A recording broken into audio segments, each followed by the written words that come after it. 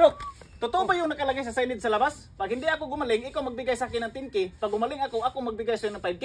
Oh, totoo yun. Bakit? Ano ba yung sakit mo? Nawala kasi yung panlasa ko, Dok. Teka lang ha. Sige, bilhin mo tong resita at inumin mo 3 times a day. Sige, Dok. Oo.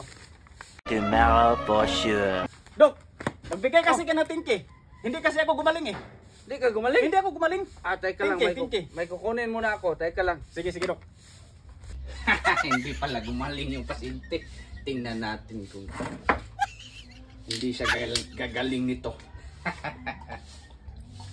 mukhang pala inom naman yung taong yun ah. Kamihan natin. Ito, inumin mo to. Pahit naman ito, Dok. Tanduwa ito ba? Congrats! Gumaling ka na!